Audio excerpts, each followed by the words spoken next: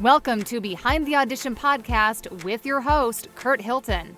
Listen in on interviews with voiceovers, filmmakers, producers, animators, and much more.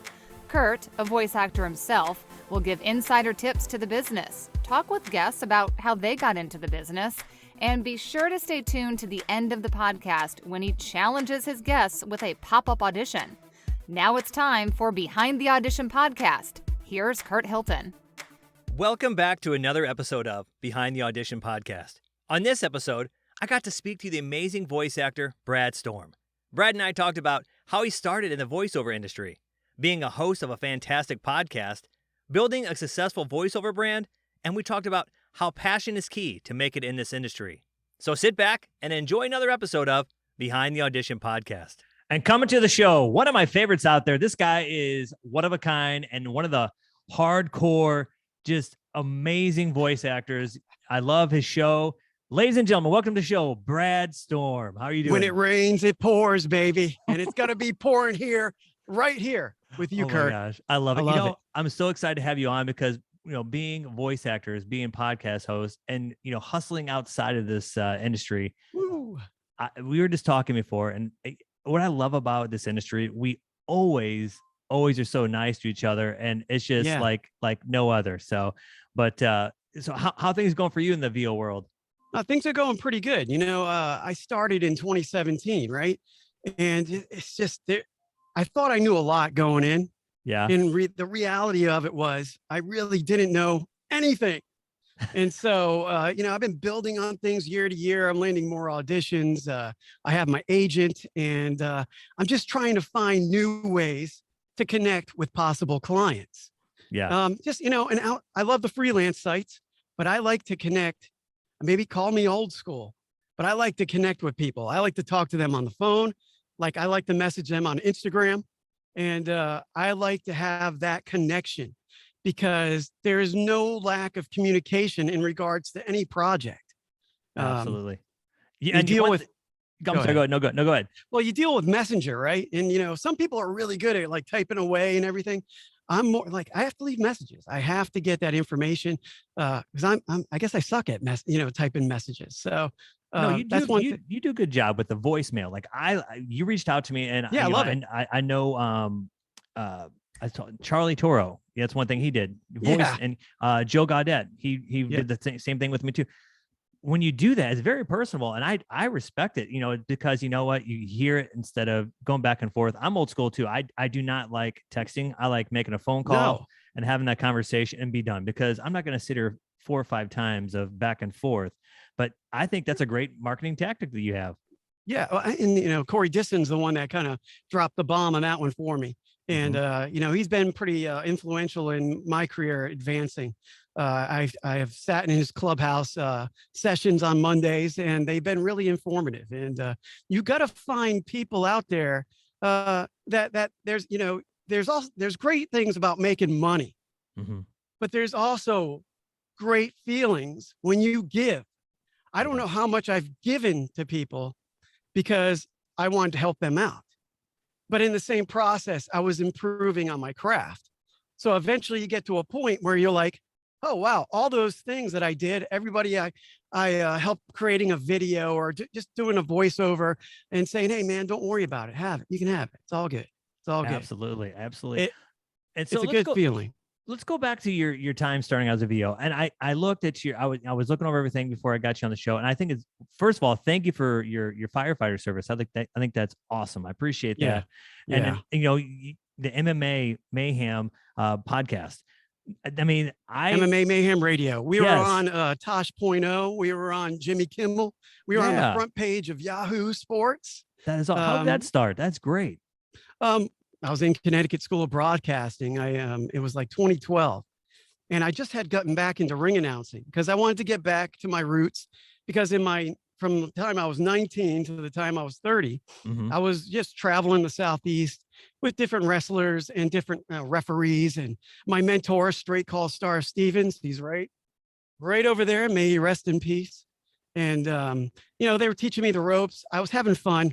You get sidetracked when you're young, though. Yeah. You get sidetracked. I was in a band at the time. I wanted to be in a band too. So I got into metal and I sang metal. Yeah, you're gonna die. So I did all that. Oh my gosh, that's awesome. And that took me away from ring announcing. And so when in my 30s, I was driving back and forth to work and I'd hear this commercial for Connecticut School of Broadcasting. I said, why not give it a roll? And I met these guys there. They were talking about pro wrestling. And I'm like, hey man, I work with the indie scene. Why don't you come with me to a couple of shows? Well, they wanted to do a wrestling podcast, but MMA has just exploded. I mean, it was getting bigger and bigger by the minute. And in Georgia, it was really big. There was a lot of promotions, a lot of fight schools coming out of the woodwork. And like Myrtle Beach had some big shows, South Carolina, North Carolina, they're just a lot of shows. And so we created this podcast from nothing. We didn't know anything about podcasting. And it was MMA Mayhem Radio. And we would interview it was like 3 or 4 guests a show. And, the show lasted around 2 hours. I interviewed Dan the Beast Severn. I've interviewed Playboy Centerfolds. I've interviewed a lot of different people on that show. And it allowed me to travel. We made enough money where we could travel to different events and interview different fighters. I went to Kansas City to cover Invicta. I think it was Invicta 9, I think. And it was a while ago, but it was fun. It was good time. That is awesome. That is cool. I mean, Yeah. I remember the MMA, and I guess it was called the Ultimate Fighting Championship. Is that what it was called back in the 90s? UFC. Yeah, Yep. yeah. And there was this one guy from Brazil and versus the polar bear. I'll never forget when I first saw that. You probably saw that one where he was kept kicking him in the leg, and it's like he eventually fell. But they didn't have the gloves back then. You know what I mean? And then when I saw that in your bio, I'm like, that had to be interesting because I'm like a germ freak. So I can imagine like blood everywhere and just like this sweat and everything all over you. Like, yeah. I mean, I'd be interviewing guys. And if you check out MMA Mayhem Radio on YouTube, you'll see it. I mean, I'd be interviewing guys would grab my hand. They'd be all full of blood. Dude, or I'd be like, huh? Oh yeah. I was a firefighter. So I've seen lots of, really bad things. So it didn't freak me out too bad. And then I had got blood splattered on my suit one time, sitting ringside. So there's a lot of exciting things. I've seen people juggle swords in the cage. I've seen people break their legs. And, being a ring announcer, that was a challenge that you had to work around to keep the fans still there while you wait for the ambulance. That was a great time. That is cool. So do you get a lot of ringside announcer voiceover requests from clients? I do. I have a gig on Fiverr as well. That's probably the best gig I have on Fiverr. Just doing, I like to do fight cards. I mean, YouTube is full of fight cards nowadays. Mm-hmm. And if you need me to do yours, hey, I'm here to do it. I'll put it on the link on the thing for you. That's awesome. I appreciate it. I think that one thing that I love about your style is the energy that you possess. That's not fake. You have that natural energy, not forced. You know what I mean? No, it's never forced. One day it might kill me. One day I'm like, knock on wood. I don't want that to happen. It's good energy. It's good energy, and I thrive off it. I'm all about positivity is contagious, as well as negativity is too. But you have that great positive vibe that I like. So talk about when you started doing voiceover work, and what was it that you knew, what, this is it, this is what I want to do, that transition from firefighter to voiceover? Well, I was introduced to it by Eileen Kimball. She was in Atlanta at the time teaching classes at CSB, and I recorded a demo in her studio. And back a couple of years before that, I recorded in the studio for my band. Mm-hmm. And boy, I wish I would have known the things she taught me in her studio that I could have translated into music. Mm-hmm. Because she taught me the ins and outs. She taught me how to break down scripts. She taught me how to use tone and inflection. And I was just, I was getting going. We produced some really good stuff, but I fell in love with it. But at the same time, I didn't realize I had so far to go. Anytime in this business where I thought that I knew enough, somebody made me realize I don't. And, I'm not full of myself. I'm not conceited. But, when you put in hours and hours and hours, and you feel like, okay, this is great. Right. But And then that happens and you realize, okay, the lesson learned. Everything is a lesson learned. And my love for voiceover, I love doing characters, I love those characters. They're all fun and dandy, Yeah. I love like doing the high energy toy commercials. Nerf, get your Nerf gun today. Yeah. I love all that stuff. And I grew up while watching the Justice League. I grew up watching Mask, G.I. Joe, He-Man. I loved all that stuff with all the voiceover artists back then. He-Man, come see He-Man, all the deep voices. Yeah. And I guess I fell in love with it as a kid because I was creating voices with my action figures way before I even knew about voiceover. I used to call play-by-play with my action figures and doing matches. We'd have death matches. We'd have battle royals. I do it on my staircase. That would be the ring. And, I just always liked it. I'd always sing out loud. I'd make up songs. And I'm passing some of that along to my daughter. So that's cool. It's a good thing. It's a beautiful thing, man. That's great. And so when you had your first audition, let's talk about your first audition, because I always like hearing about, all right, this is what I want to do. Your big first audition that you wish you could take back and redo it over again. Can you think of one that you did that you're like, man, I really messed that one up? Oh, well, an audition that I did, it was pretty difficult because I landed the job. I got the job. But when I got the job, the problems ensued. Yeah, this is where the communication was lacking. And this really beat down my mental aura, so to speak. Yeah, because I got the job. The guy said, oh, yeah, your voice is fine for this job. Then I recorded for it. And he's like, oh, no, well, this has to be a little bit different. You need to, slow this down. And you got to be more, if you hire me for a job, you got the audition right? You know what my voice is. So now you totally want something different. So I don't understand those things. I'm just like, it doesn't make any sense. But I stepped up to the plate and I re-recorded all the spots. I know you already had all the spots, but I re-recorded them again. And then I said, hey, I took what you told me, I delivered it. And what do you think about this? And it's very stressful because once again, you think you're good at what you're doing. So now everything's changing. Sometimes you gotta face your fears. Yeah. You gotta face things straight up and attack them with confidence. Right. Because that's what I did. I sent them back. I said, hey, I gave him a couple different takes. I didn't even wait. I said, hey, here's 4 takes of this. Here's 4 takes of that. Take it. And he's like, came back to me the next day. He's like, well done. Well done. I appreciate you doing that. Wow. And that really I've been in fires. I've done CPR on people. I've done a lot of things that were stressful. And that was one of the most stressful things I had to do because as a business owner, I had to face up to the fact that, hey, I got a client that's not happy with what I've provided. Right. Yeah, you're happy you landed the audition, but it's not, things aren't working out the way you want. But then you step up and you punch it right in the face and you get the job done. I love it. And, I felt that way. There was a big project that I thought I nailed. It's still in the works. And I had the opportunity for an audition and I thought, you know what? I got it. And when you hear that, look, there was somebody who's been doing a little bit longer and they nailed exactly what they're looking for. And that feeling of just devastation, I don't know about you. I kind of thrive off it. Like, you know what? Fine. Like you said, punch in the face. Hey, you know what? It makes you work harder. And this job makes you just like, there's days you're like, why am I doing this to myself? Why am I putting in this many hours for nothing this week? There's weeks where I don't care who people say. People say, oh, I got 15 jobs. There are weeks where some people get nothing. I've talked to some big VOs and there's weeks and months, there's nothing. And that's a devastating feeling, but I'm going to get up and I'm going to punch in the face. Like you said. Yeah. And that's when you amp up your content creation.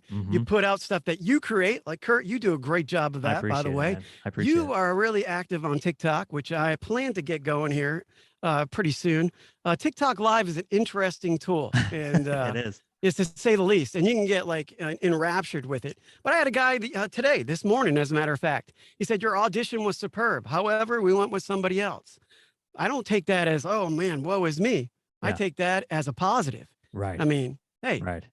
you might, Right. who knows how many people you're competing against. Right. That's just something you can put in your toolbox. You can take a screenshot of that and post it, because we're all human. Absolutely. Nobody does perfect reads all the time. Right. Right. Absolutely. You know, one thing, and I want to give you a shout out to, I just saw this. You just came out with some fantastic branding, and I know you worked with Corey, and I've talked to Corey, and he's a great guy. Yeah, I love Corey. So branding and the importance of branding, and I've talked to you and Nathan and Charlie and a bunch of others. We all, and myself, we all focus on our brand. I am on freelance sites and other sites. That's of course. My thing, my brand, your brand. I love, and your new logo. Fantastic job, by the way. What is it that those getting into this industry need to know about branding that you've learned? Find out who you are. I mean, I knew who I was. I knew my name, like Brad Storm. Mm-hmm. I've had that name since I was 19. I mean, it's not my real name, of course. It's my stage name, but That's cool. it's my ring announcer name. Yeah. And I built off like lightning and a mic. You can't have the thunder without the storm. When it rains, it pours. These are Right. things I like. I mean, it's not rocket science, but Right. these are things I thought about over a long period of time. Right. And with the punch every day in the face, when I interviewed fighters, I'd be like, Curt Hilton is going to punch you in the face, and I just translated it to punch every day in the face. I mean, it's kind of violent, but it's that's what's fun about this job. You can be a character outside the character, inside another character, and your brand matches perfect. So yeah, I want to make sure I give you a shout out on that. So let's talk about your podcast. You have a great podcast for voice actors. And so tell us how that all became. Well, I met a guy, which is my co-host, Big Jim Lamance. Yep, Big Jim. I met him like 3 or 4 years ago. Corey Rhymes, myself, and Big Jim. Mm-hmm. We kind of just met. And I've been talking to Big Jim for a while, and he's like, hey, man. And I did a podcast called Enter the Flex Zone.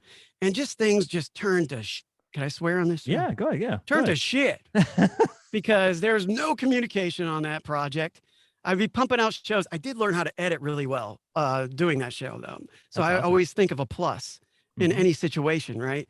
And I was just like, Jim, I don't want to do any more podcasts. I did MMA Mayhem, and things were going great. We won awards. I won awards. It was great. Right. But, people start, one thing I learned was like, you can't worry about like what everybody else is doing. Just worry about you. Mm-hmm. It's hard when there's a group, but, Jim got me fired up. We kicked things off, and, it's been a huge learning experience, because our show, we have a lot of production on our show. We like it to be, we have a game show, just like, at the end of your show. Yeah. And I didn't realize that till recently after I watched your show. And it's I think that's fun. cool. I think Yeah. that's cool. That's There's enough people out there to watch Right. material. So I'm not worried about anything. I'm always happy for everybody.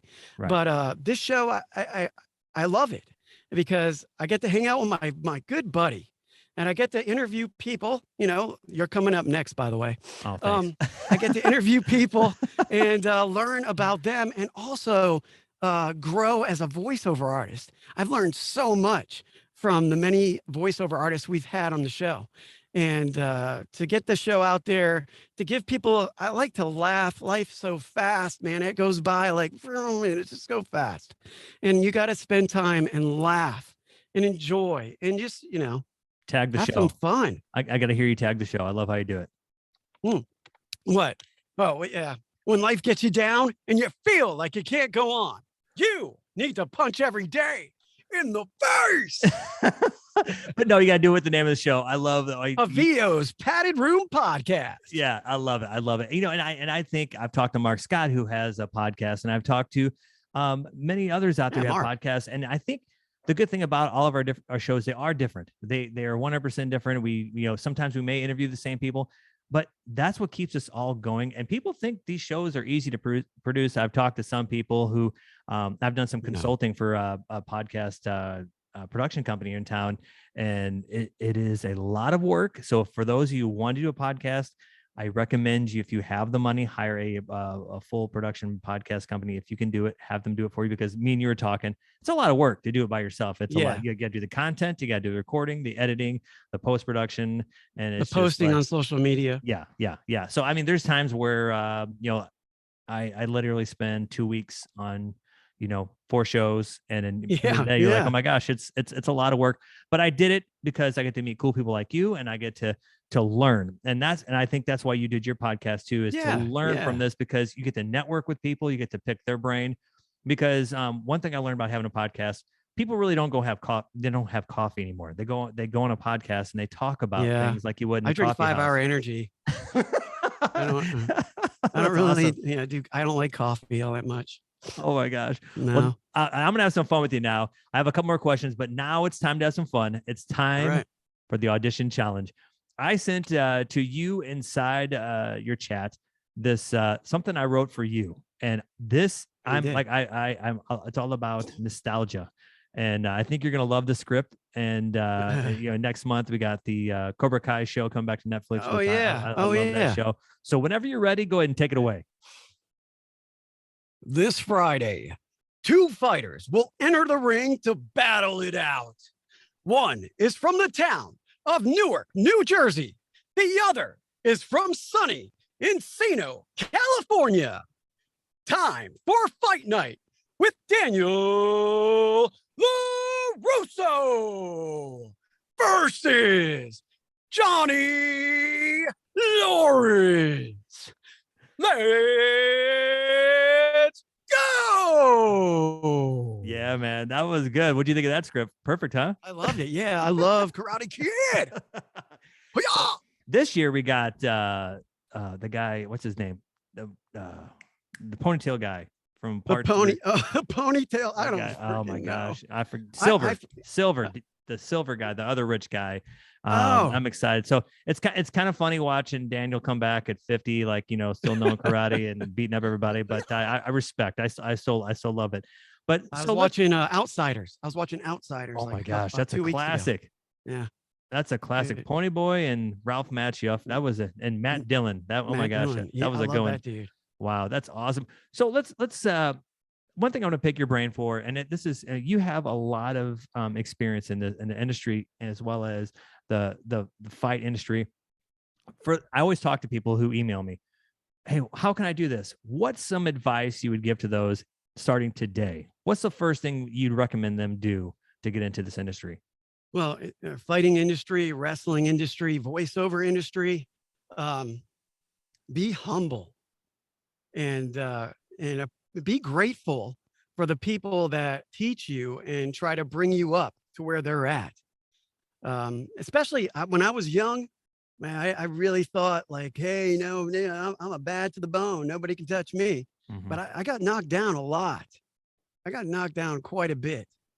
And, it's good because it made me strong, and it made me the person I am today. And it made me appreciate my mentors and appreciate the people that took time out of their day to spend with me, a guy that's just trying to learn the ropes, how to improve. We're going to have Joe Martinez from the UFC on the show. Nice. Coming up. And he was a guy I reached out on LinkedIn in 2012. I reached out to him. He did not hesitate to reach out back and talk to me and just treat me like just, everyday guy, and teach me the things that he knows. He didn't charge me a dime. I think, like you said, with coaches, everyone wants to be a coach, and there's only people that have like 3 years in the business. Learn it. Right. Everything's not about money. Right. Be Absolutely. happy with what you're doing. Yeah, you might not get a job all week, but you know what? If you put those 40 hours in and you improved your business, you should smile. Absolutely. And I think and that's great feedback. And you hit the nail on the head with that last part. You would not believe there are a few, and I've talked to, I've gone and had coffee with a few VO buddies, and we talk about that, the misconception of this business. Some think we make so much money and we just, we go into a booth, record, make $100 in 5 minutes, which they really don't. There's times you go in and you make this amount or that amount, and you might have to do like 4 visions, or, you're up late, two in the morning doing a revision because it has to be up. Yeah. I had a call one night. It's a big company say, hey, here's this amount of dollars, but it has to be done before an hour. And you're like, what? But you're so excited.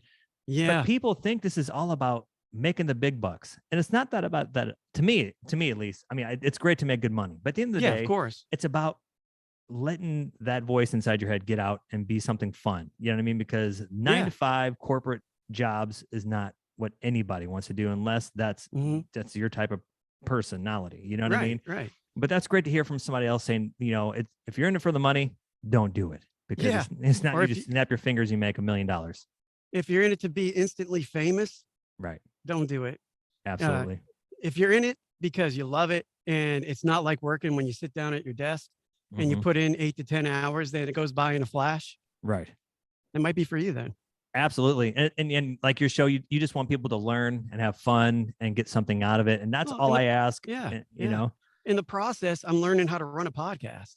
Absolutely. And that's a lot of people don't realize how much that is. So yeah, don't be afraid to put it out there either. You're a content creator. I like creating content. There was a time where I was like, because I'm 45. I mean, so we didn't have all this sharing of everything. So yeah, I'm 46, man. I totally get it. Yeah. We didn't have this fun stuff. Oh, I don't know. What if I post this, they might give me a thumbs down. Oh, if I post this, they might say I'm an asshole. Oh, what do I do? Who cares? If they give you a thumbs down, like Corey used to say, that's insecurity. Usually if somebody hates on you and they want to be you, they like what you have, they just don't know how to do it. So that's when you get the thumbs down or the comments because people are insecure. And so if somebody's going to be insecure enough to say they don't like what I do, I'm sorry you don't understand. But at the end of the day, maybe it's not for you. You know what I mean? Yeah, look at Howard Stern. He always said that, whether you like me or you don't, you're still listening to me. So it doesn't matter. Absolutely. Right? Absolutely. Can you imagine all the thumbs down back in his day if they had that? Yeah, exactly. Oh, man. Well, Brad, this has been a blast, man. We'll have to do this again. I love the shows you got going on. Keep doing what you're doing, man. Keep the energy going. Ladies and gentlemen, Brad Storm, thank you for being on Behind the Audition podcast. All right. See you soon, bro. Absolutely. To find out more about Brad Storm or to book him for a project, visit bradstormvo.com. Thanks for listening in on Behind the Audition podcast, made possible by Hilton Productions. If you need a male or female voiceover, contact us at hiltonproductions.com. Hilton Productions, let our voices do the selling.